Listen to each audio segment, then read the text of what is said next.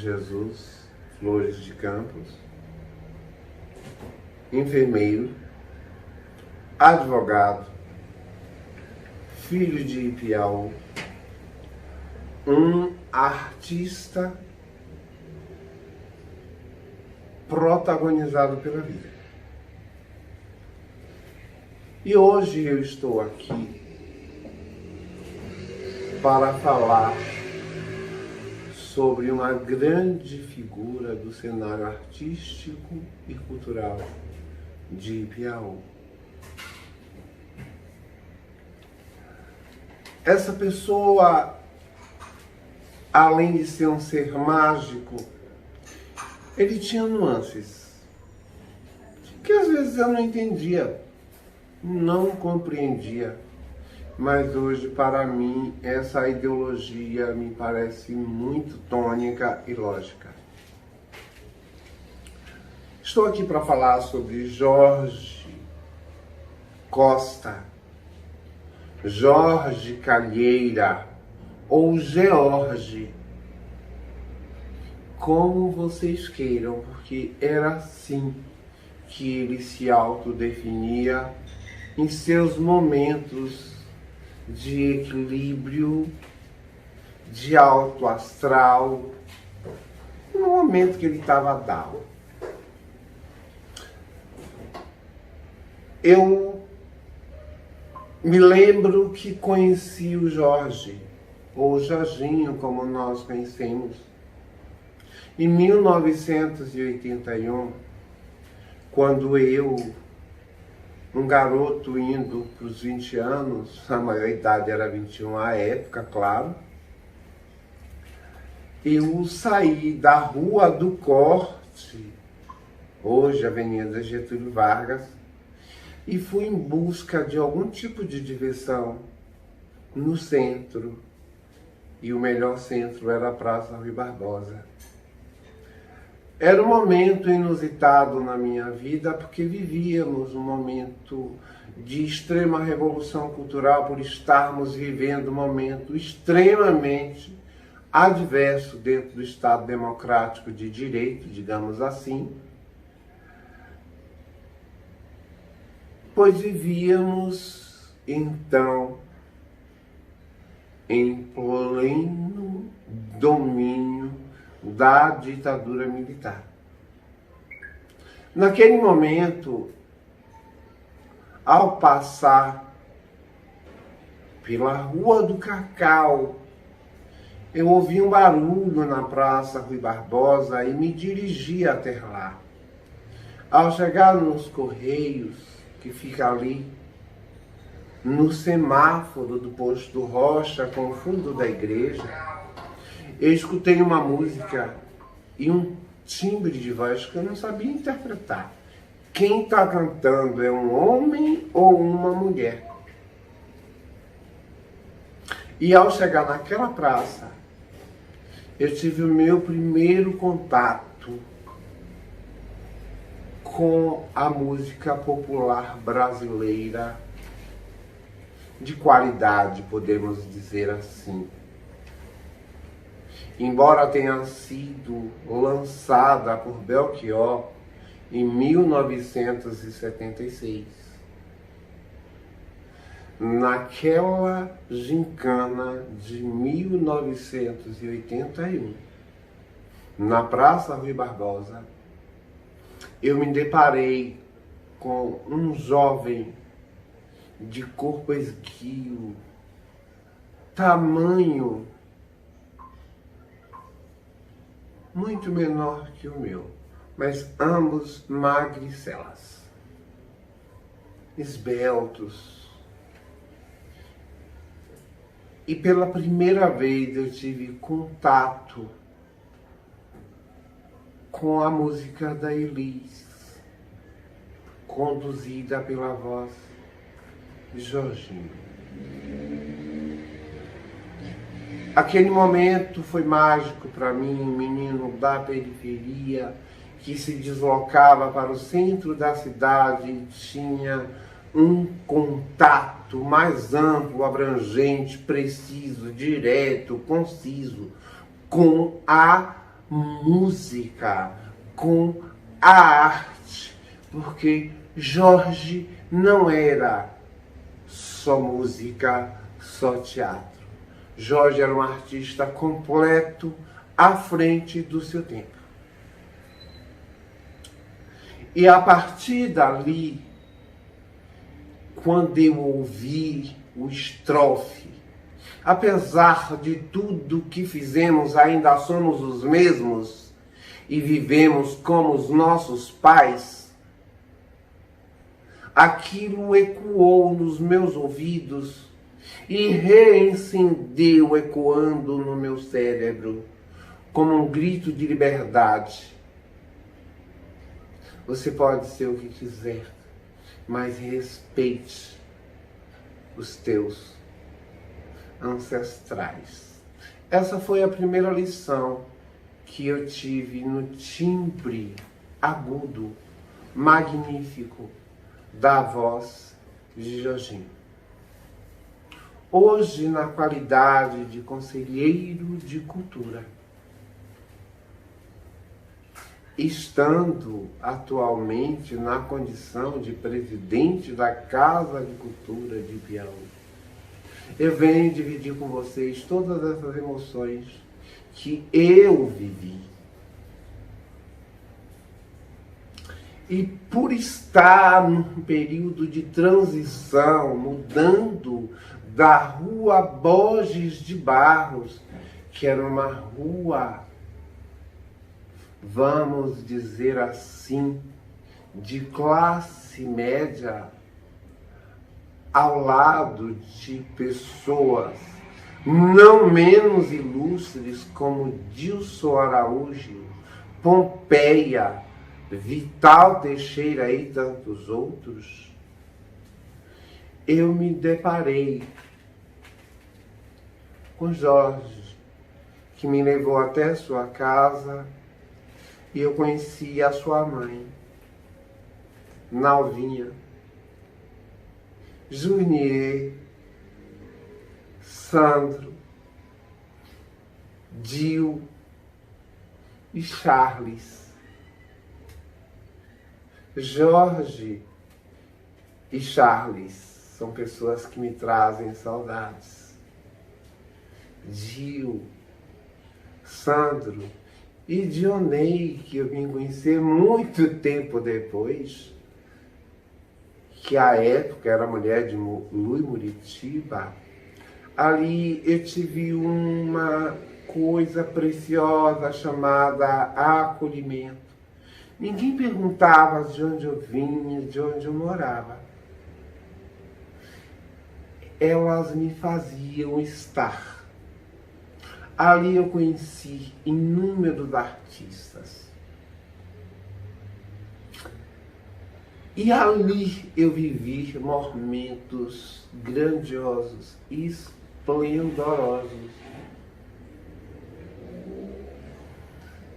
E por inúmeras vezes, quando Jorge se trancava e começava a cantar Elis, a Nalva dizia: Manuel, bate na porta, tira ele de lá.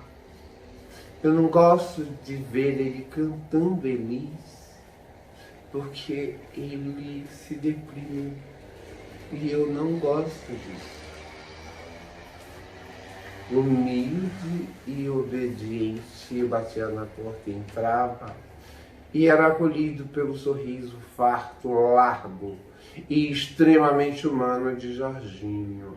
É assim que eu prefiro chamar. E naquele momento a gente se olhava, eu o entendia e ele me entendia sem trocar qualquer palavra. Me lembro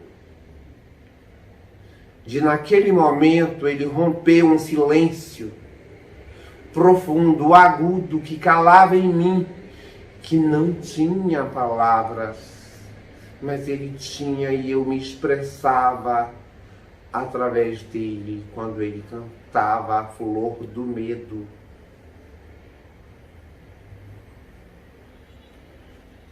cujo trecho eu divido com vocês. Sacrifício, artifício, voz calada, é América do Sul. Sede imensa, falta água, falta o chá, mas tem vinho pra beber. Na mesa farta de um grande marajá. Naquele momento, Jorge falava tudo aquilo que todo jovem queria falar, mas não podia. Pela opressão do momento, pela dor do momento. E essas são as lembranças que guardo em mim. 1983, Semana de Arte Cultural de Ibião. Movimentos jamais vistos em qualquer cidade do interior. Em Piauí, ainda a cidade modelo, tratada pelo zelo, cuja prefeitura ainda em construção, pendente de inauguração, construção de José Borges de Barros, era o nosso palco de atuação. E como era gostoso ver a arte surgir dali. E neste momento eu não posso esquecer de figuras como Jorge Costa, Antônio José, Zebrinha, Fauzi Maron e tantos outros que fazem e que incendeiam o céu de estrelas de Ibião. Me lembro com muito gosto as festas homéricas que Jorge fazia, e novinha viajava e voltava e pegava a gente fazendo festa de cabide, mas Jorge era tão louco, era uma figura tão à frente do seu tempo, capaz de nos conduzir a um mundo extremamente imaginário e inusitado, mas que era bom. Não havia maldade, periculosidade, havia harmonia. E assim de casa a gente saía para a praça, para a esquina da Borges de Barros, onde jogávamos o vôlei, para a praça da Câmara Municipal, em frente à Igreja Batista, onde tantas coisas foram criadas e feitas, onde encontramos tantos e tantos amigos, como Márcio, Márcia e Max, órfãos de sua mãe, mas que não deixaram a dor atormentar sua vida, e Jorge estava ali. E a poesia de Jorge era tão homérica, era tão harmônica, simplória, simbólica, mas tão ulterior, que nos envolvia de uma forma extremamente cultural, a ponto de não sairmos dali. E amanhecíamos o dia tocando violão na esquina da Borges de Barros com a Getúlio Vargas. E terminávamos em Dona Edith da Feijoada. Jorge, um ícone, um marco da cultura, da arte, da simplicidade, da humildade, do amor pela arte, pela cultura, pela evolução. Um ser único que provocava, que cutucava e que falava sem medos e que me ajudou a ser tudo que me tornei e que hoje sou. Me lembro com tristeza nosso último encontro, depois de tantas camisas pintadas para que eu pudesse pular o micareta na frente do funil e levar soco no nariz. Lembra, Lambança? Foi você que me socorreu, porque eu era pobre, mas Jorge tinha uma riqueza tão grande que transcendia e nos fazia ser ricos. E eu me sentia rico só em saber que ele existia, em saber que ele era capaz de me comover, de me conduzir, de me promover de uma forma tão hegemônica, acolhedora, tão glacial, e que 5 dias após retornar a São Paulo, eu recebi um telefonema de novinha sua mãe, dizendo: perdemos o Jorge. E eu disse: não, Jorge está vivo dentro de nós. É deste ser tão marcante, tão perseverante, tão ulterior, que eu quero trazer para vocês essa lembrança. Não é amarga, pelo contrário, é saudosa. Dentre as suas poesias, dentre a sua multiplicidade de criação, Jorge era um artista extremamente completo. Um ser notável. Queira Deus que eu possa viver para encontrar e conhecer outros seres como você, onde quer que esteja. Sei que estará bem. Muito obrigado, amigo, por existir e por me fazer existir. José Américo da Mata Castro, sou natural de Piauí e militante da cultura nessa cidade. Falar de Paulo e de Jorginho é falar de dois passarinhos, não é? Que semearam assim muitos cantos, espalharam muitos cantos em Piauí. É falar do que é cândido, do que é doce, e ao mesmo tempo do que é rebelde, do que instiga, do que fez revoluções. Esses dois meninos, eles deram uma contribuição assim estupenda para a cultura de Piauí, da região e da Bahia.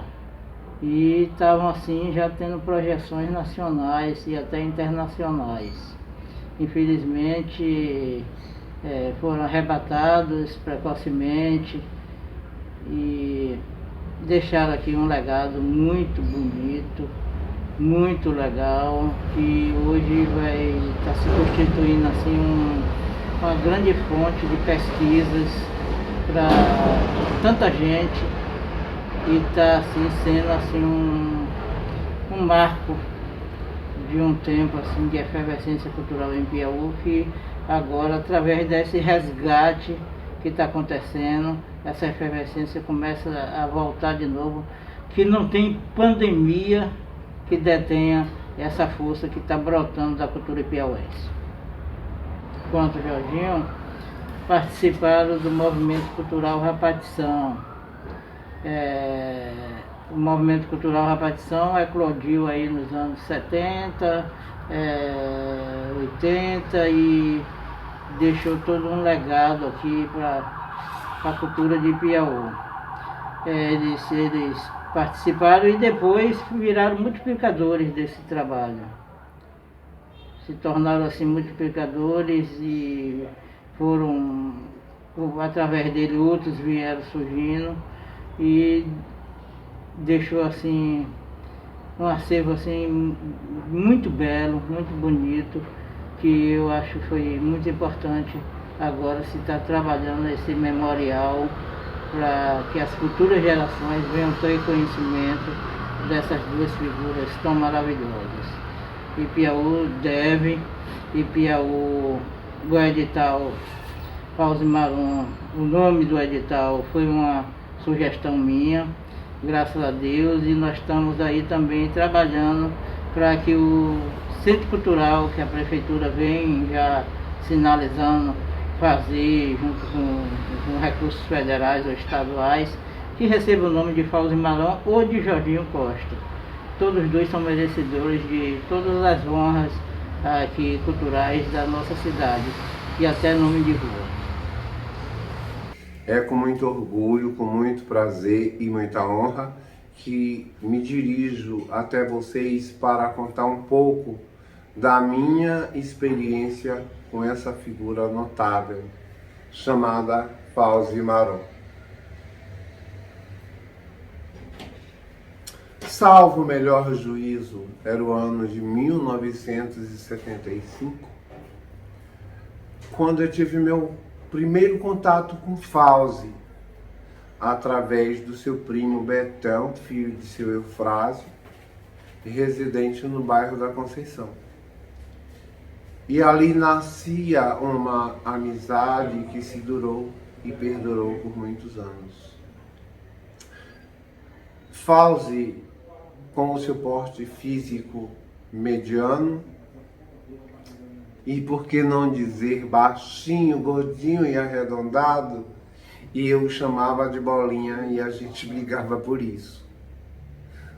Dona Sumaia e seu Nascimento, ou então Tapioca, porque ele era jogador, não me lembro se era da seleção de Piauí, aliás, faz tanto tempo.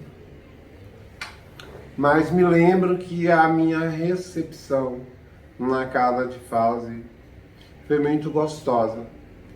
E foi o primeiro momento em que entrei em contato com o que Fauzi começou a criar, que eram os casulos de barro, que dentro deles saíam umas lindíssimas cabeças de anjo.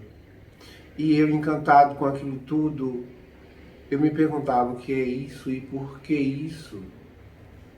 E ele me dizia, é arte.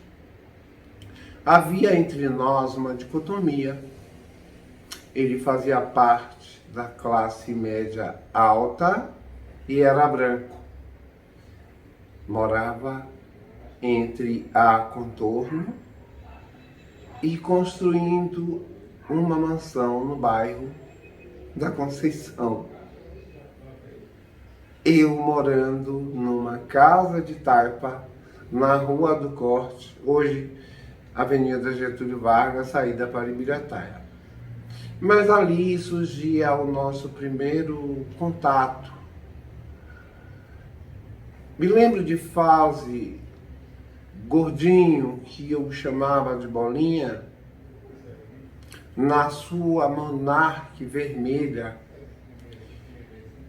que eu corria na frente e ele tentava me alcançar nas areias da Avenida Contorno, naquela época, Rua dos Velhacos. E ali nascia o primeiro contato de dois seres equidistantes pela condição social, mas unidos pela amizade e pela arte. Vejam só vocês como a arte é magnífica. ela não escolhe classe social. Hoje, eu, Manuel, sou advogado, conselheiro de cultura de Piauí e estou presidente da Casa de Cultura de Piauí. E falar de Fauzi é remontar toda uma história da infância que se tinha naquela época, de poder correr na rua, de pensar no que falar, pelo momento delicado em que vivíamos, plena ditadura militar. Mas entre nós falávamos tudo o que queríamos. Me lembro de Fauzi, diante de toda a situação e com a nossa evolução, o nosso crescimento, nos encontramos por diversos momentos da vida, principalmente no parque de exposição, onde Dona Sumaia tinha um restaurante lindíssimo e que ele me conduzia pelas portas do fundo para comer.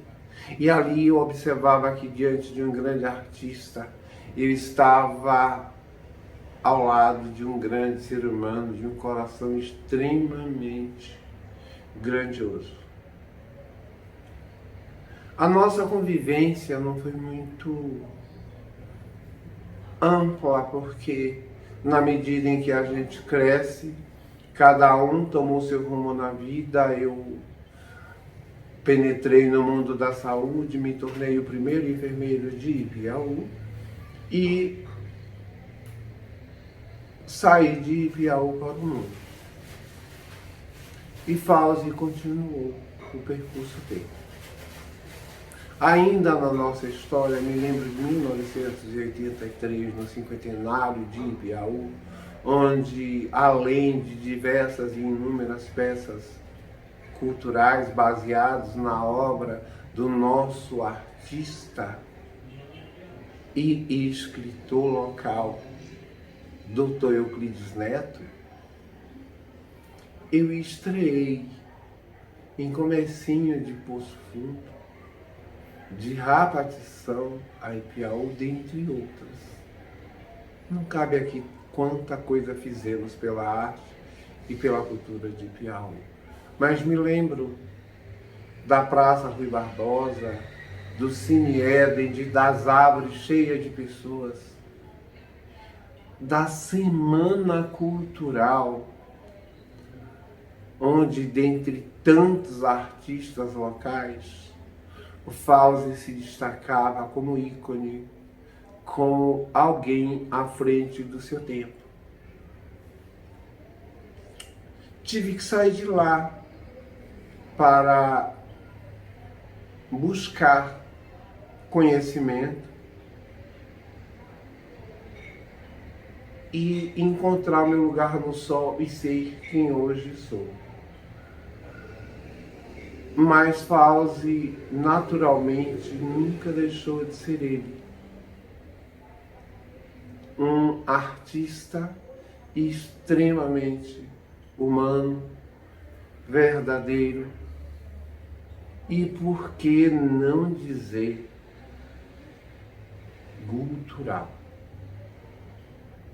Lembrar, falar de Fauzi é como remontar minha história, voltar na minha própria história e ver o que éramos capazes de fazer, de sobrevivermos a todo um conceito equidistante à nossa interpretação de jovem em busca de horizontes fecundos, de searas extremamente distantes, mas amistosas, e encontrar o nosso lugar na arte.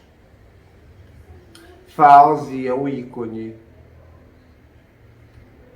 A sua morte prematura me causou espanto ao retornar a Ipiaú em um período de férias, voltando do Canadá, e ouvir: ele não está mais entre nós.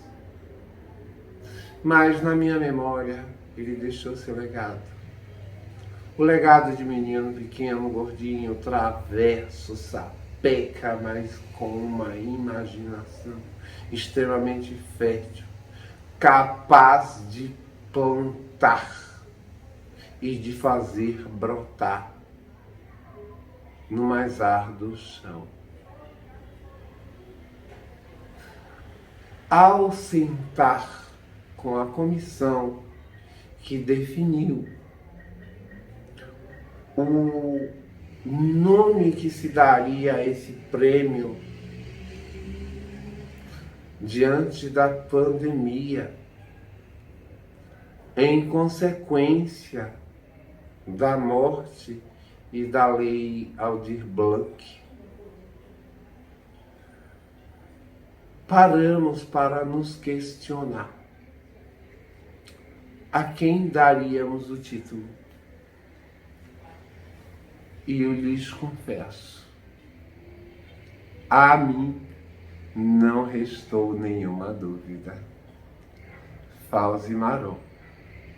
E quando eu contei a sua história, quando eu falei de como ele era, das suas peripécias, das suas delicadezas, da sua nuance e da sua similaridade, toda a comissão entendeu que esse troféu devia ter o nome desse, que é latente, iminente, extremamente vivo em cada um de nós que sobrevivemos a tudo o que vivemos. Fauzi Maron. Eu lembro dele como se fosse agora. Um sorriso maroto, uma coca, um arroto. E na porta do Cine Éden, no bar de Dona Maria, a gente saía e dizia: e aí, o que há? Não sei o que isso significava. Só sei que isso nos fez evoluir. Fauzi é um marco. É uma história ainda a ser contada. Para mim, foi uma inspiração. Um fluxo de vida. Um sopro para que eu acordasse e alertasse da capacidade que havia em mim. Só posso dizer, aonde quer que Fauzi esteja, estará levando a alegria, a paz, a tranquilidade, a similaridade, a simplicidade de uma pessoa humana, casta, pura e verdadeira no seu contexto e no seu modo de ser. É tudo isso que eu posso falar a seu respeito, meu amigo, meu anjo, meu idealizador, minha criatura divina, nefasta, bombástica, que gritava ai! E a gente dizia para! Mas essas são as lembranças que eu tenho de um grande artista, de uma pessoa com um grande poder de criação e uma capacidade incrível de transformar o barro em anjo.